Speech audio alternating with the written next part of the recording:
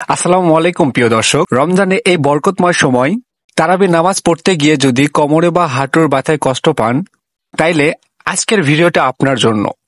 আয়ুর্বেদিক কিছু সহজ সমাধান শেয়ার করব, ইনশাআল্লাহ উপকার পাবেন। চলুন শুরু করা যাক। তারাবির নামাজে দাঁড়িয়ে থাকতে কষ্ট হয়, এর পেছনে কয়েকটা সাধারণ কারণ থাকে। 1 নম্বরে দীর্ঘক্ষণ দাঁড়িয়ে থাকার অভ্যাস নেই। 2 নম্বরে শরীরে পুষ্টির ঘাটতি, বিশেষ করে ক্যালসিয়াম ও ভিটামিন ডি কম থাকলে হাঁটু আর কোমরে ব্যথা হয়। 3 নম্বরে অতিরিক্ত ওজন থাকলে হাঁটুর উপর চাপ পড়ে।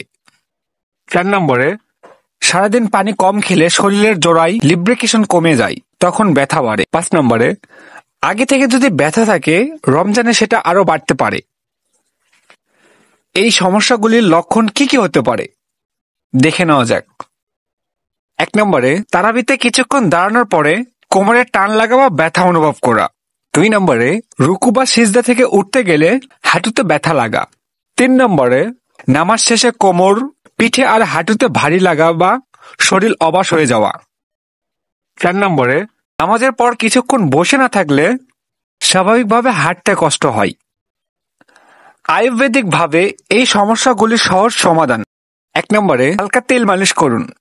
তারাবি নামাজের পূর্বে সরিষার তেল বা মেহেদি পাতা হালকা উষুম গরম করে নিয়ে হাঁটুতে হালকা মালিশ করুন। 2 নম্বরে দিনের বেলা রসুন বেটে নিয়ে রসুনের রসটা ব্যথার জায়গায় মালিশ করে নিন, তারপরে একটু হাঁটাচলা করুন।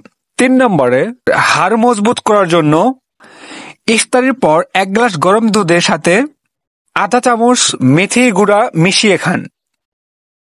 4 নম্বরে অধিক পানি পান করুন। সারাদিন পানি কম খেলে জয়েন্টে ব্যথা বাড়ে, তাই ইফতার থেকে সেহরি পর্যন্ত পর্যাপ্ত পানি পান করুন। শেষ কথা, রমজানে ইবাদত করতে যেন শরীরের বাধা না দেয়, সেজন্য এই ছোট ছোট অভ্যাসগুলো কাজে লাগান। যদি এমন ঘরোয়া টিপস, আয়ুর্বেদিক সমাধান পেতে চান, আমাদের চ্যানেলে আশ্চর্য ঔষধালয়ে সাবস্ক্রাইব করুন। সবাই ভালো থাকুন, সুস্থ থাকুন। রমজান মোবারক।